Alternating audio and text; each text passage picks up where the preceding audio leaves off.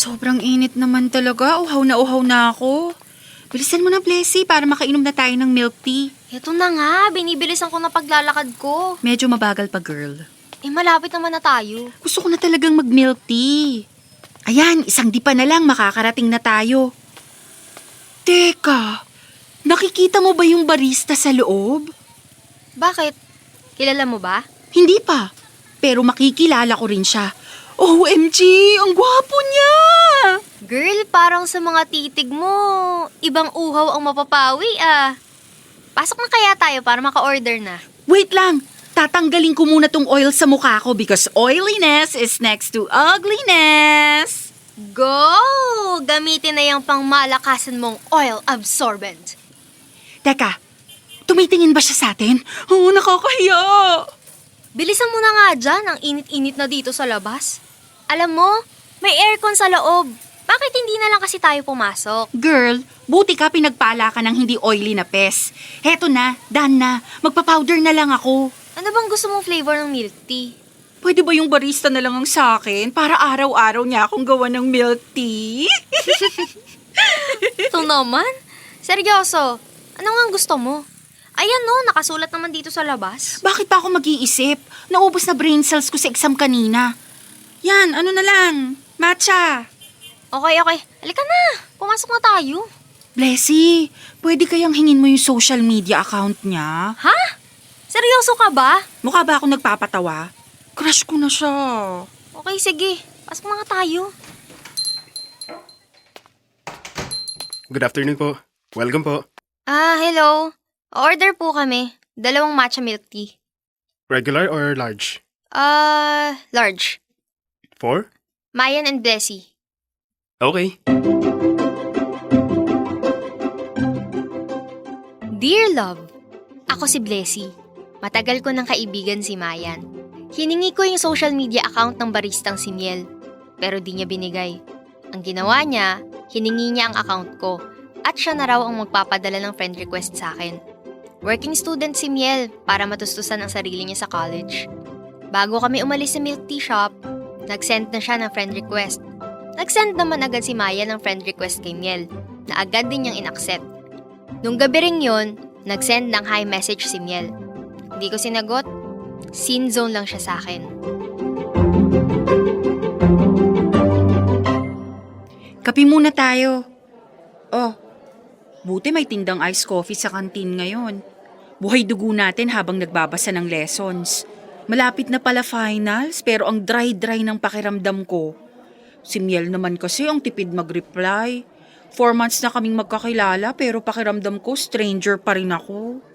Hanggang ngayon ba laman pa rin siya ng isip mo? Marami namang boys dito sa university. Blessy, marami nga pero hindi ko sila bet. Salamat dito sa kape. Sarap! Hindi na natin kailangan pumunta dun sa milk tea shop. Ay nako, pupunta pa rin tayo. Baka kailangan niya lang ng presence ko para mas mapansin niya ako. Ikaw talaga. Baka busy lang yung tao. O pwede ring may jowa na. Paano kaya kung ganun, no? Hindi ako papayag. Siya ang mapapangasawa ko. Para na akong tanga. Gustong gusto ko talaga siya, as in. Ang charming niya. Para siyang K-pop idol. Tapos, pag kaming nagkatuluyan, kakanta at sasayaw siya sa harap ko. OMG, ang saya! I love it! May drugs ba tong iced coffee na binili mo? Alam mo, napapansin ko, hindi mo ako suportado. Kailangan ko ng kakampi sa kabaliwan kong to, Blessy. Mag-isip ka nga kung paano ko ba makukuha yung miel na yun. Ewan ko sa'yo. Mag-aral na lang nga tayo. Baka bumagsak pa tayo sa kaka-daydream mo dyan eh. Baka naman ito. Si Miel lang ang makakapagbigay ng inspirasyon sa akin para pumasa sa finals. Kaya dapat maging kami na talaga bago mag-exam. Sabihin ko na kaya sa chat, simula nung makita ko siya, gusto ko na siya. Paano kung may GF na nga siya? Kaya di ka niya ine-entertain. Alam mo, maiintindihan ko. Pero syempre masasaktan ako. Tingin ko yun ang magiging dahilan kung bakit babagsak ako sa finals. Hindi na nga ako biniyayaan ng katalinuhan, pati ba naman sa love life ko, bugok ako. Saklap ko naman. Alam mo, maganda ka naman eh. Kaya kung bet ka talaga ni Miel, nako, Siya na mismo magkukusa na magpapansin sa'yo. Baka nga tama ka. Baka may ibang babae nang umaaligid sa kanya. Baka may isang malandi na inunahan ako sa future husband ko. Sus! Delulu ka na talaga. Bakit di ka na lang dun sa nanliligaw sa'yo? Ayoko doon, hindi ko type. Para namang si Miel na lang lalaki sa mundo niya. Naku, wala akong pakisasabihin ng iba. Siya ang para sa akin. Makukuha ko rin siya. Since nasa panahon na tayo kung saan equal na lahat, ako na lang kaya manligaw sa kanya. Ha? Seryoso gagawin mo yun? Oo! Ano, pustahan? Ay! Ang lalim naman nun. Balik na tayo sa room. Biglang dito tumutok sikat ng araw. Sige, tara na.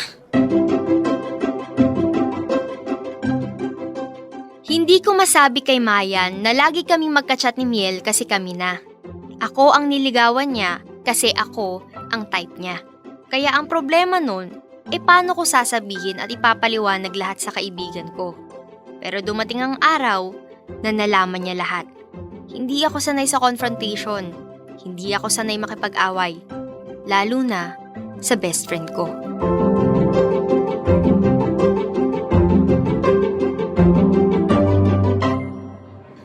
Miel, sabihin na kaya natin kay Mayan. Nakukonsensya na kasi ako eh. Simula na maging magkaibigan kami, never ko pa siya pinaglihiman. Pareho naman tayong takot na masaktan siya. Alam kong mabait si Mayan. Hindi niya deserve na masaktan. Sige, ako nang bahala. Sasabihin ko na sa kanya yung tungkol sa atin. Ipapaliwanag ko. Hindi na kailangan. Mayan? Matagal mo na pala akong niloloko, Blessy. Kwento ba ako ng kwento sa'yo? Tapos kayo naman pala all this time? Pinagbuka mo naman akong tanga? Blessy, wait. Magpapaliwanag ako. Ano pang ipapaliwanag mo? Na ikaw talaga ang gusto ni Miel kaya ikaw ang niligawan?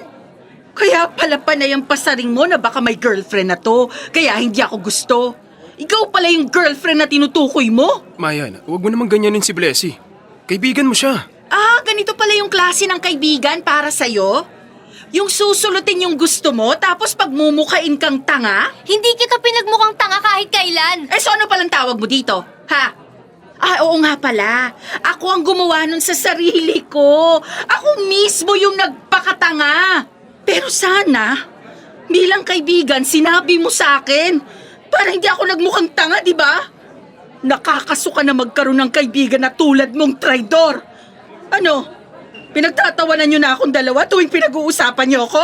Never namin ginawa yun, Mayan. Hindi naman ako ganun kabobo, Blessy. Para hindi ko malaman kung anong meron sa inyo. Ngayon malakas na ang loob niyo na mag-date in public? Ready na kayong isang pal sa mukha ko na kayo na, ganon?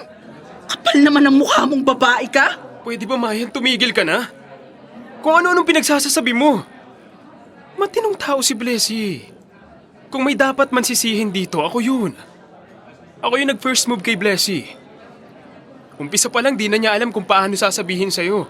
Nung una sobrang iniiwasan niya ako kasi alam niyang gusto mo ko. Tama na, Miel. Hindi, Blessy. Kailangan niya ring malaman kung anong nangyari para di ka niya sisihin.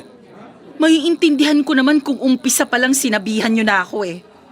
Pero mas pinili niyong itago. Bobo ba ako sa paningin mo, Miel, para hindi ko magets na si Blessy yung gusto mo? Ang masakit kasi dito, hinayaan mo kong mag-isip. Hinayaan mo kong umasa na baka meron tayong pag-asa. Tapos bigla ko nalang malalaman na kayo na pala. Hindi ako bobo rito. Kayong mga bobo. Magsama kayo. Mayan! Mayan, sandali!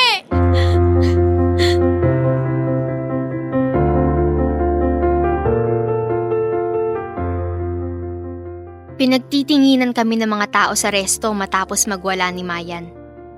Ayoko naman talagang masaktan siya. Kaso nahulog na rin ako kay Miel. Gumawa ng paraan si Miel na makapag-usap kami ni Mayan. Pero nagmatigas siya. Bilinak niya ako sa social media. Natapos ang school year na hindi ko siya nakausap. Umasa na lang ako na magkakaayos din kami. Dumating ang pasukan. Nagkita ulit kami ni Mayan. Nakasalubong ko siya sa kantin.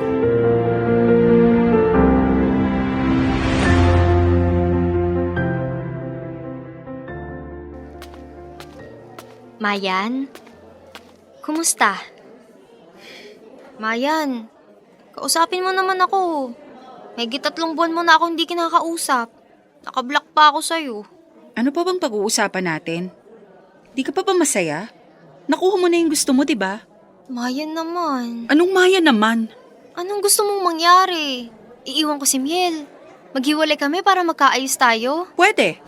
Kaya mo bang gawin yon? Ganun na ba talaga katindi galit mo sa akin?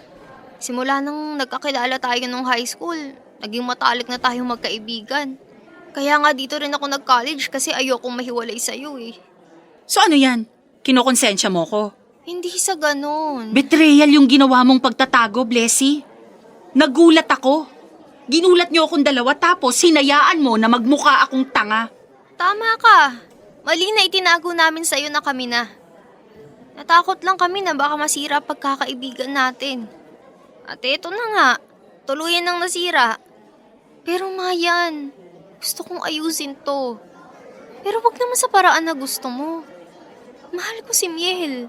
Hindi naman ako nagtataka na ganyan magiging reaksyon mo. Lagi namang ganun eh. Mas mahal talaga ang jowa kesa sa kaibigan. Mayan naman. Mahal ko nga si Miel pero mahal din kita bilang best friend ko. Ayaw kitang mawala. Ang sama ng loob ko sa inyong dalawa. Hindi pa ako napahiya ng ganun. Tapos ikaw pang nagparamdam sa akin nun? Mayan. Sorry talaga. Mabait ba si Miel sa'yo? Sobrang bait. Sana sinabi mong hindi. Para naman matuwa ako kahit sandali. Mayan naman. Oo na, pinapatawad na kita. Nakakainis lang. Bakit sa dami ng lalaki dyan? Sa kanya ka pa na-fall. Sorry na. Nako, hindi ako nadadaan sa sorry na yan. Ilibre mo ako ng milk tea, ngayon na. Sige, anong flavor gusto mo? Eh, ayoko dun sa kantin ha. Dun tayo sa shop ng boyfriend mo. Masarap yung milk tea nila ron. Pero, ako ang pinakamasarap sa lahat. Nakakaloka ka talaga. Namiss kita. Namiss din kita. Nakakainis. Nag-away pa tayo dahil lang sa lalaki. Pero in fairness, gwapo naman talaga si Miel. Talagang mapag-aawayan. Kakairita ka? Ang haba ng hair mo.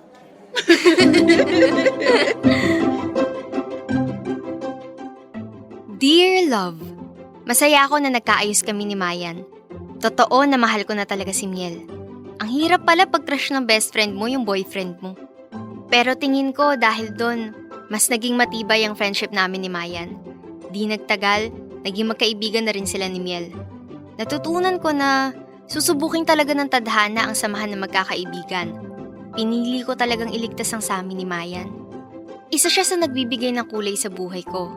Kaya di ko hahayaang tuluyan siyang mawala dahil lang sa di pagkakaunawaan at tampuhang malala.